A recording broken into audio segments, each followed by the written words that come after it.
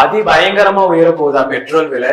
Israel Iran போரால அந்த நாடுகளை மட்டும் இல்லாம மொத்த உலக நாடுகளுமே ஆபத்துல தள்ள இருக்கு. நாளுக்கு நாள் பெருசாயிட்டே போற இஸ்ரேல் ஈரான் போர்ல போதாத கொலைக்கு அமெரிக்க அதிபரும் ஈரானை குறி வச்சு தாக்கி இருக்காரு.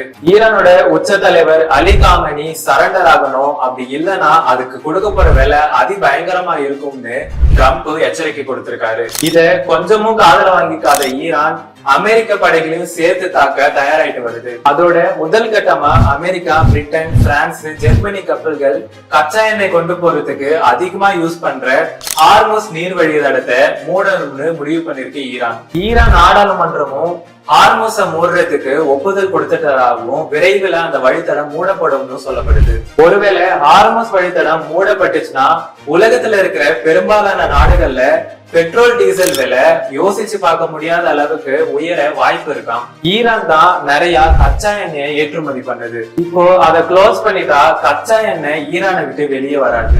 சோ ஆட்டோமேட்டிக்கா மத்த நாடுகள்ல பெட்ரோல் டீசல் விலை கடுமையா உயர வாய்ப்பு இருக்கு. இது மட்டும் இல்லாம உலக பொருளாதாரமும் கடுமையா அடிவாங்கும்னு சொல்லிக்கிறாங்க. என்னதான் அமெரிக்கா ஈரானை சீண்டி பார்த்தாலும் அமெரிக்காவோட குடுமையே ஈரான் கையில தான் இருக்குன்னு விவரம் தெரிஞ்சவங்க பேசிக்கிறாங்க. இந்த சூழல்ல அமெரிக்கா என்ன பண்ணா நல்லா இருக்குங்கிறத கமெண்ட்ல சொல்லுங்க.